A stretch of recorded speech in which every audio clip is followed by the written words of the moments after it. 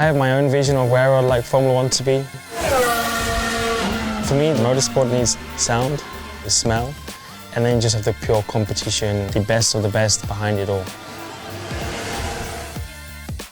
What about sustainability in F1? Is that something that's very important to engage people also? Is it lacking a bit? I think so. We've gone to hybrid and all of these things, which I think is what's needed at this point in time in the world. But it doesn't mean it's necessarily the future of what it has to be. You know, I don't think everything is going to have to be electric.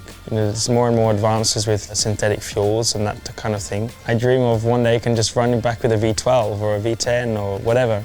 I think it brings more excitement. It sounds scarier, it looks scarier. I'm not the biggest fan, and what didn't get me into racing was electric and quietness. You know, it was loudness and scary and an element of fear.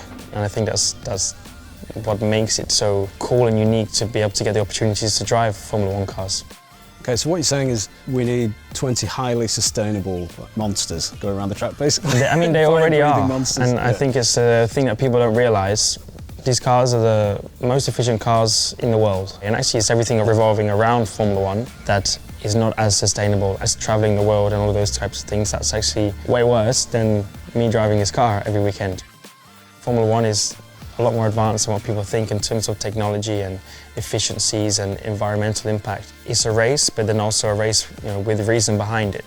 Tell us about safety, or what you think could or should happen, if anything, in the future of the sport. It's a very safe sport, relatively speaking. Tell us about it. It's already improved an insane amount. You can't control every situation. I don't know what is like that next step of safety, because you want that risk, you want that fear. I think that's what makes it exciting and what people love. But you also never want things to go wrong. But we know when I sign up for going out and risking my life in situations, right? So if I was racing in a field and there was nothing, I wouldn't enjoy it as much. What's important about that commitment that you've made to the team? The more you kind of just have that faith in one another, the more you can be honest with one another, normally the better you're going to do as a team.